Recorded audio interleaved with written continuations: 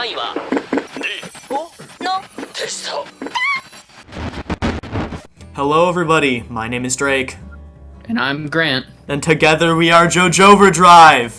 Chapter 8! Kurabachi, Chapter 1. Kurabachi Chapter 1 review! We're moving over. We're quitting reviewing. No more JOJO. If you haven't left, I'm saying they immediately just leave. JOJOLands Chapter 8.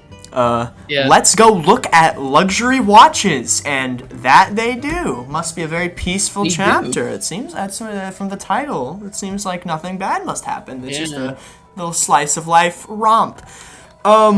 Just starting off, the chapter cover's good. I like it. Oh my God! Yeah, it's so nice. Cannot help himself putting Rohan in there every chapter. Oh, he's there! I can see him. Also, his face is in the chapter. Even if you don't count that, yeah. Rohan emoji, but we have him in the cover too, which is hilarious. We have not gone a chapter since his introduction without Rohan in it. It's actually getting. I want to see how long he goes. At this point, 87, they're like, Rohan. At this point, if he just had him in it the whole time, I would be happy. Okay, if it's for a running gag, I'll allow it. It's peak fiction. So first off, we have the gang at Raising Cane's, which is very funny. Which I saw on Twitter. Someone found the actual place where this was. Oh yeah, literal exact place. The exact Raising Cane's. I guess he probably took pictures around the place, or just Google Maps. I guess because the building on the right, on the double page spread here, on the top right, that's like an actual building. Or oh really? So people were able to figure it out. Yeah. Oh, okay, that's cool. All the background art in this is really good. So, thank you to probably the assistants doing that. I know he does some of it. I think he said before that he does it, but So first fun little detail is they mentioned Sprite like 3 times, I think, in this chapter. Just random thing to mention. I remember Sprite was mentioned back in part 5 because Mista asked first. It was the whole gag where he pours it on Narancia's jukebox. I don't remember why I remember that specifically, but I remember he used Sprite for that. And so I think Araki is genuinely like a Sprite supporter or something like that. But anyway, that's just something funny. Whatever. Speaking of Rohan. It is so funny, just the speech bubble with an emoji in it. Nothing else, just the emoji. That's back to the classic days of part 7. That's where we're at right now. Just how does the manga adapt that? Just Rohan Kashibe. And that's it. No, but I get what he's doing. It's just like obviously referring to what he's talking about. Yeah, okay. Other thing. We have confirmation that Dragona's canon colors aren't pink, which that's kind of a shock. He says at the very beginning that he's not wearing any pink to Usagi, even though he keeps calling him Mr. Pink, Reservoir Dogs reference. But there's confirmation. All you artists out there who drew him in pink, switch it now! You're breaking established canon. Because everyone knows colors in JoJo's Bizarre Adventure are very consistent. This chapter honestly makes me convinced that like Usagi's his favorite character to write right now. Oh yeah, by far. He keeps on giving him like the most lines out of any character consistently. At the very beginning, I was not expecting Usagi to be the standout character. When Jodio made such a big splash in like the first chapter, it's kind of crazy to think how Usagi gets so much attention nowadays, which I am very happy. I love a good, goofy, fun character. All the characters of the main core 4 have some edge of goof to them, in like a range, but still. I just realized we forgot to mention one of the most important things in the beginning here. Hiatus next month, our first hiatus. For people who are just getting into the series as part 9 starts, pretty much every single year consistently, 1 month is going to be taken off. Araki takes it off. That's his like break or whatever. So it's an average of 11 chapters per year instead of 12. And usually it's earlier in the year, like February, but because this part started around that time, I assume, he's doing it later in the year than usual. And it turns out that next month, unfortunately, that's the break month. So next month we're gonna have a second Q&A. If you haven't seen our first one, go look at that. We might have answered some of your questions in that one, but leave some comments down below of questions you might have for us, and we'll probably do like a community post or whatever. Community post. Also the Twitter. We have a Twitter. We'll probably also ask the Twitter. The very few Twitter followers. You are the real JoJo Overdrive Patriots. You're like the ultra JoJo Overdrive. There's JoJo Overdrive Patriots, and then there's Ultra Patriots, even above that tier. This is a fun fact, but true JoJo Overdrive Patriots, when they close their eyes, the world stops time. For 5 seconds. So true. Just like Jodio's stand. Anyways, for the people who actually got the joke, please like the video because we're so funny. Moving on. What happens next? Oh, yes. Okay, so we get some Milagro Man shenanigans in this chapter. You know what this actually reminded me more of than Milagro Man was Harvest in part 4. Oh, that makes sense. When they go to the bank, do you remember that? I remember that. They go to the bank with the lottery ticket or whatever, and they try and it's not their lottery ticket, and they try and cash it out or whatever, and they have some trouble with the bank. That's guy. Totally what I thought he was riffing on here.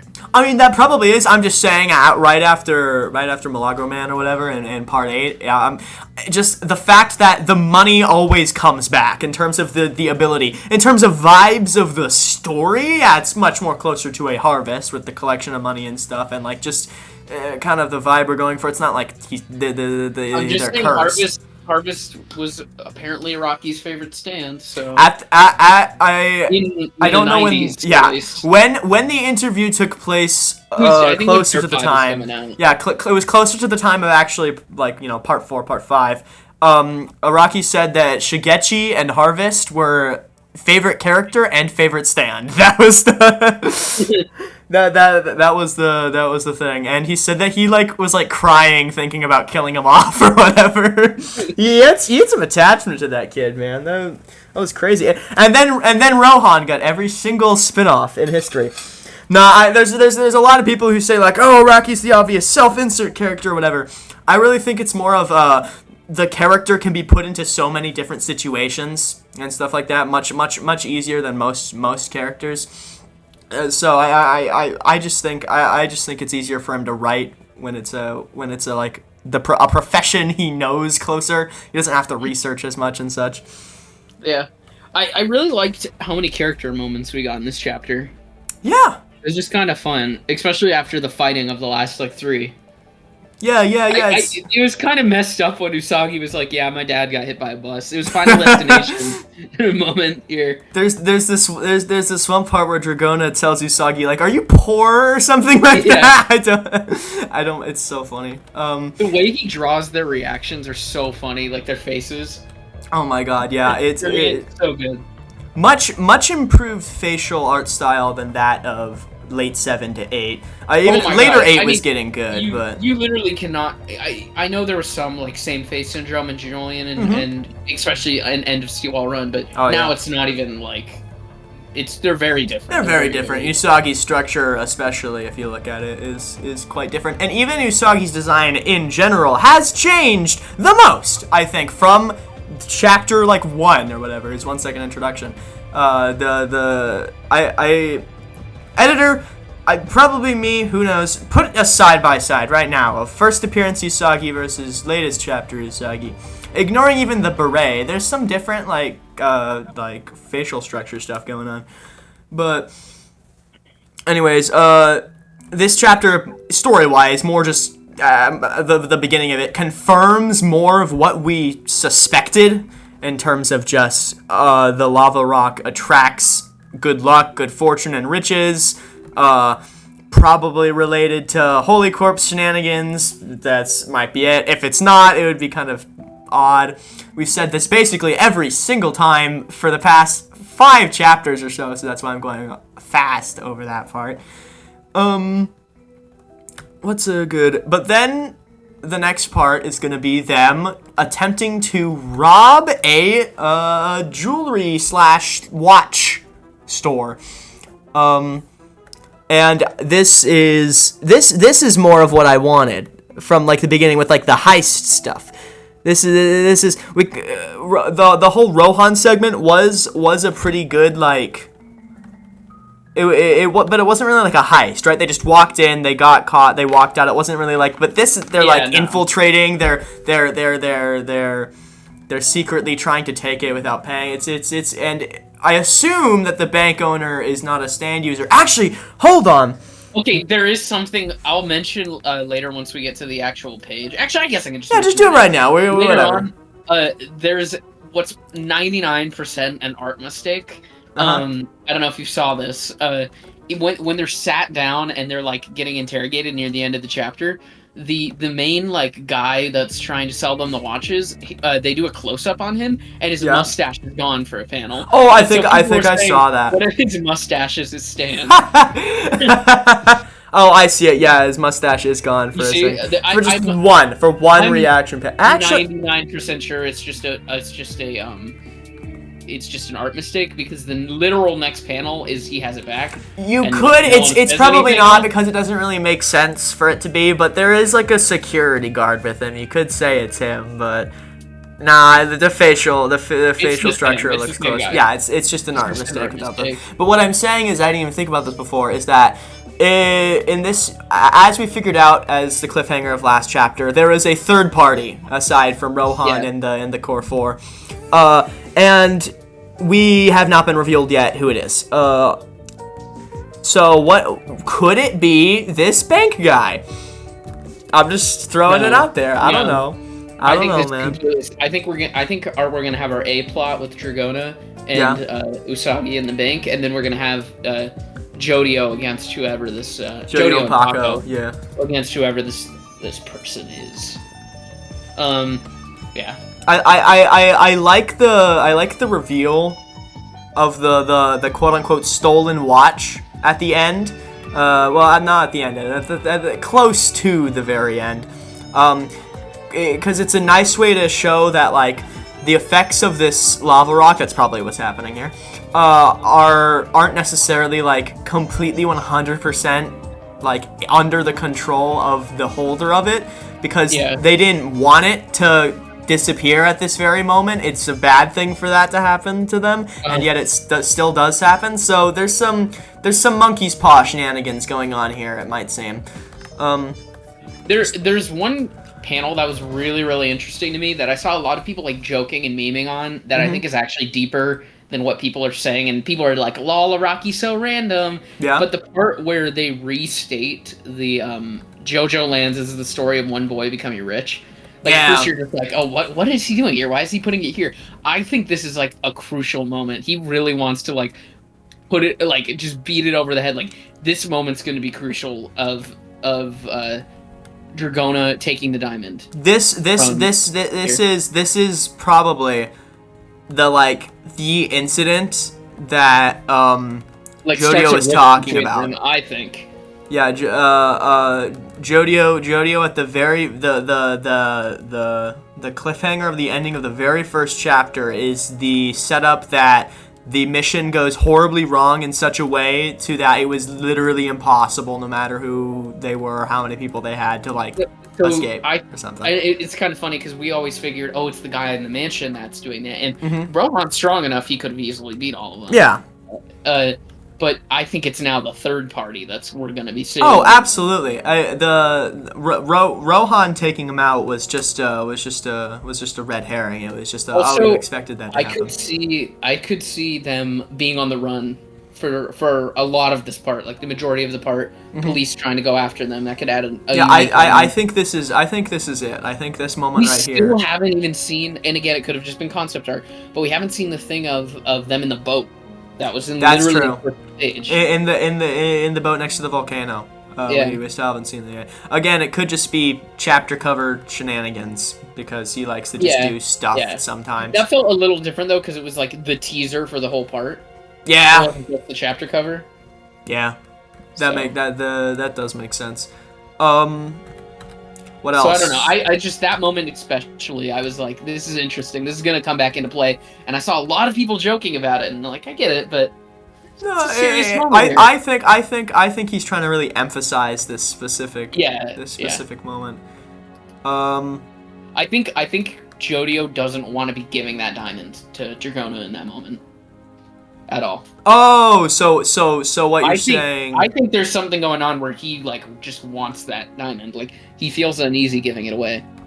And so it's like making it so that the situation doesn't happen or something like that. Like the power of the lava rock being attached to Jodio is like messing with them or something. Well, I don't know if it's like that. I think it's just he doesn't want motivation wise. I think he's just self-serving. He just only wants it for himself. Does he? Is that? I don't remember like a moment like where or are you just theorizing? I'm theorizing. Okay. That's why it has like the boom, boom, boom. Going I see. Yeah. The menacing. I'm theorizing in the future this could cause a rift between the two characters. Oh, Maybe I'm reading. No. I get what you're saying because like immediately when Dragona pockets the diamond, it cuts to the menacing section.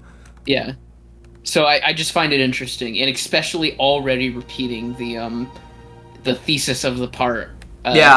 Which usually doesn't happen until the end. Part eight literally only did it very beginning, very end. I don't remember them doing it. Part 7 also does it very beginning, very end. I'm 90% sure. That was really interesting to see that here already. Yeah. A part that I wasn't thinking about too much until right now is there were theories that what's his face? Usagi's mom was Meryl McHugh. Meryl McHugh. And he mentions that he only has a mom left or whatever. So that could be some sort of backstory leading into Meryl McHugh. I don't know. I just felt like it's weird that he goes over Usagi's parentage, like specifically, pretty arbitrarily in this piece of dialogue. Like they never talk about Paco or anything. I get that in universe, Usagi is the new character to the group that they know the least about, so they'd be more willing to ask questions to him. But from a narrative sense, it's like, why are we learning this? So I think it's gonna come back later. Yeah, I don't know 100% if I'm fully bought into the Meryl McHugh thing, just because it seems a little weird that it wouldn't have been mentioned here. Like, I don't know why he wouldn't mention it. You know what I mean? There's nothing to hide about it. There could be something to hide, though. That's what I'm saying. What is that? It could be again where we were speculating, like, oh, this mission was doomed from the start. Yeah. Literally, like Meryl McHugh knew it was doomed from the start, and she was just using them, and Usagi is also just using them. But I don't know. I hope not. I don't want Usagi. Do you think there's some sort of thing where Usagi was originally was sent by Meryl McHugh to sabotage the group, but he went back on it, and like now he's sticking with them, and that's gonna cause her to get upset and sick him. What about this? What if when he originally left with the car, he was supposed to like just leave? That's what I'm saying. Yeah, he was. Yeah. And then I totally actually could buy into that, and then we'll get a flashback later of him driving away, and then him like him reconsidering and like looking at the caviar.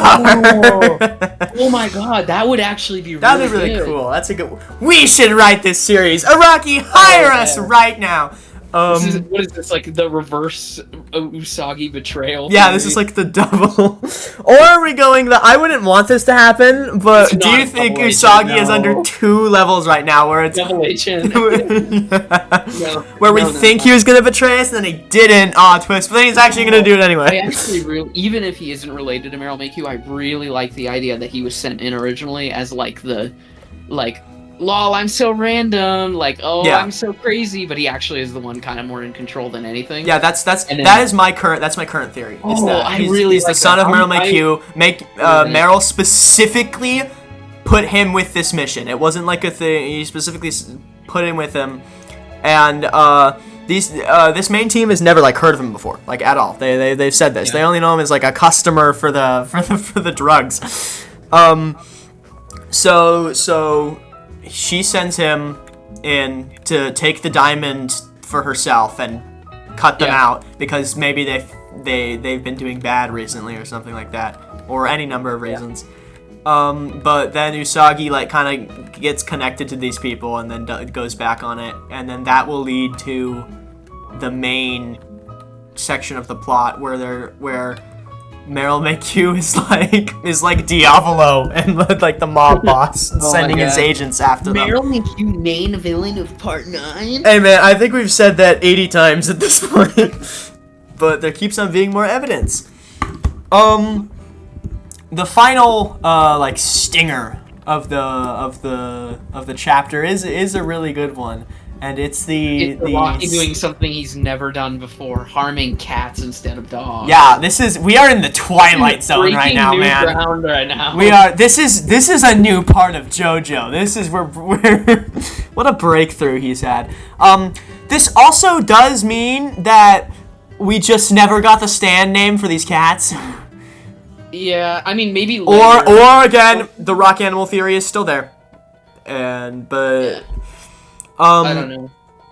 I don't know. Who knows? This could totally be something where we just don't get the name until an art book 10 years later or whatever. Again, Araki changes the rules of the universe quite a lot, but these cats do seem to have. It looks like they're the severed heads, right? It's not big enough to fit 3 cats. No, it's the severed heads. It's severed heads. Yes. Yeah. If they were rock animals, they would have crumbled the rock. So yeah. So that theory's dead. But again, he's changed the properties of rock humans like halfway through the part. I don't think it. But just saying. But the theory is most likely dead, which does mean that we just we get the stand name in a decade. Who knows, man? Or just never. That's the other reality. I don't think we've ever not got a stand name. Yeah. What? Yeah, we have, man. For something this significant. Okay, this significant. That's true. For like a literal full encounter. Like the electric resource worker or whatever. And like the boiling water stand and stuff. Water. Yeah. But I'm saying for something this where it's an actual fight. Even stuff like tenor sax we eventually get. No, but yeah, it's a good cool ending. Also means that the villain likes decapitating animals, which is classic Araki. Clearly, it's Joshu then. Oh my god. Can we leave him in the past? Look, he was either if he wasn't the guy at the villa, he doesn't deserve to be in anything else. You're allowed to bring him back as a stupid beginning of the part second chapter twist, but you're not ever left. That was it. That was your one opportunity, Rocky, and you've lost it. No Joshu ever again. I find it really weird how they depict the like throwing the head in or whatever. Where? You see where it goes like blah. Oh wait, no, or is it just he senses it when he picks it up? About? It's not throwing it. It's. I see the sound effect you're on. Yeah. It is an exaggerated motion of him looking in the bag and then quickly recoiling. Okay, what it looks like is there's like a big ball of dust. Yeah. You see it I know. I see it. When I first read it here and now I was like kind of confused because I interpreted it as like from someone far away on the left, like throwing it past him. No, it's his arm. If you see, it's coming off of his arm is recoiling. You're right. Yeah. It's just exaggerated. It's a funny concept. Yeah. Wait, so you're saying that instead of him getting the? Wait a second. Hold on. Paco traitor theory is back. He got the order, didn't he? Or am I crazy? He did. No, he he got the soda in this one part. Wait, okay. Who got ordered? Or wait, no, the Raising Cane's. Who ordered the Raising Cane's? It was Paco, right? I'm pretty positive it's Paco. Yeah, because doesn't he bring it back and then that's when they're all like, "Oh, we were trying to." Because remember he says with the $20 or whatever, he's like, "Oh, I got the refund or whatever." Oh yeah. Yeah, wait. Yeah. He has to. Yeah, he had to have bought it. The only thing though is that he doesn't have a bag with him at that point. Oh, that's true. It's hard to tell. It's really hard to. Okay. It's never shown. It never shows him getting it, but there's only one panel of Paco says, how about we get some chicken burritos while you wait? You want one? So, if I'm reading between the lines like a moron here, I'd say Paco was the one to have bought it. And so there is a possibility it could not be that the Paco trader theory continues and that he put the cats in the bag. I don't think so. I don't know. That's true. It's possible. I'm like, we're analyzing who's buying the. what if we got?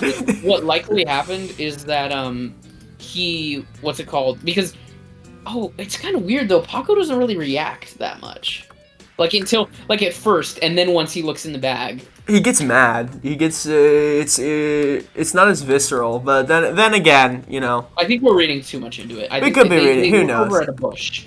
Like, they look over by the cars and stuff. I think that's just showing that... I think what happened is they stepped away from the food for a second. A second, yeah, like a literal second, and they put it in the bag. Or the ability he has is able to do something with, like, who knows? Who knows? Just is able to... Kind of like how the first use of sticky fingers was to make stuff come out of Jorno's mouth. Like, it was just an intimidation tactic. It wasn't a literal interpretation of the ability.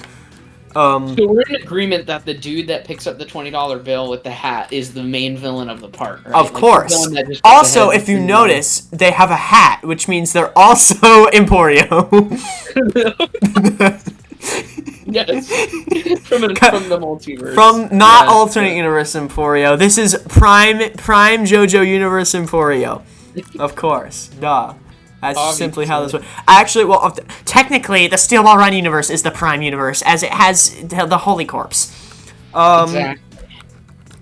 But, regardless of Emporio theories and chicken raising canes theories, I don't have much left to think about. Good chapter. So much intrigue left. He did good after part 8. Part 8 set up all the mystery stuff and then didn't always quite follow through with it. But I'm hopeful for here. This is looking good. Going to have a really big confrontation, which I think is going to be exciting. Yeah, looks like we're at the next arc or whatever, essentially. Yeah. But that's all I have to say. That's yeah. I mean, just we will have videos next month. Yes. That is what we'll say. We'll post. There you go. We will post videos. there you go. There's your baseline expectation, fans. There will be videos sometime in the month. There you go. We did it. We did our duty as YouTuber people. Speaking of duty as YouTuber people, like the video and then subscribe to the channel and then hit the bell icon and change it to all notifications because that's how it works. And then comment a question reminding you in case you didn't do it at first or in case it took you a while to think of one for the upcoming next month's Q&A. We'll pull from everything. Comment anywhere. Doesn't have to be a JoJo question. Legitimately, just anything. But that also make sure to watch the first video because we did do like a good chunk of questions there. So common ones will probably be there. Throw us some interesting curveballs, man. I don't know. We'll do maybe anything. Put some like theories in. Ooh, like, that's you know what? You know what? Also that Q&A and also we could maybe do another theory video. I'm not gonna set that in stone. But if you comment your crazy theories, we might just review some of them. So do that too. Thank you guys. Anyway, we will see you all in Chapter 9 and the Q&A. This has been JoJo Overdrive signing off.